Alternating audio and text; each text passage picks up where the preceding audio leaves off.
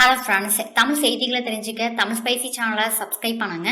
மதுசூதனன் அதிமுகவில் ஆரம்ப கால கட்டத்திலேருந்தே பணியாற்றிட்டு இருக்காங்க. கட்சியோட மூத்த தலைவராக மட்டும் இல்லாமல் அவைத் தலைவராகவும் இப்போ செயல்பட்டுட்டு வராங்க. ஜெயலலிதா அம்மா இறந்ததுக்கு அப்புறம் ஓபிஎஸ் இபிஎஸ் இந்த ரெண்டு அணியுமே இணைஞ்சிட்டாங்க.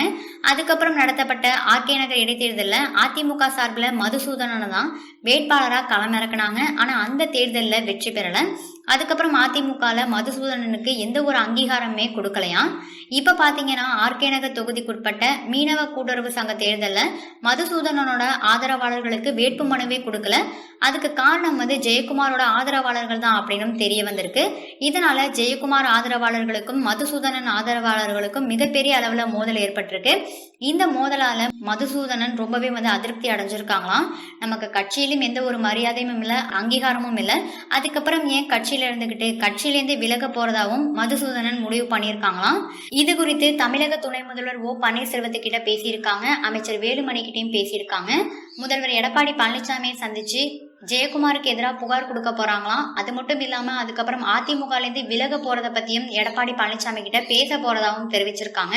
இந்த விஷயம் அதிமுகல மிகப்பெரிய பரபரப்பை ஏற்படுத்தி இருக்கு. அது மட்டும் இல்லாம மதுசூதனன் எடப்பாடி பழனிசாமியை சந்திச்சிருக்காங்க. கூட்டுறவு சங்க தேர்தலின் போது நடந்த மோதலை பத்தியும் புகார் கொடுத்திருக்காங்க. எடப்பாடி பழனிசாமியை சந்திச்சதுக்கு அப்புறம் மதுசூதனன் செய்தியாளர்களுக்கு பேட்டியளிக்க போறதாகவும் தெரிவிச்சிருக்காங்க. இந்நிலையில மதுசூதனன் கட்சியை விட்டே விலக போறதை குறித்து எடப்பாடி பழனிசாமி என்ன முடிவெடுத்திருக்காங்க அப்படிங்கறத நம்ம வெயிட் பண்ணி பார்ப்போம். இந்த வீடியோ உங்களுக்கு பிடிச்சிருந்தா லைக் பண்ணுங்க, ஷேர் பண்ணுங்க.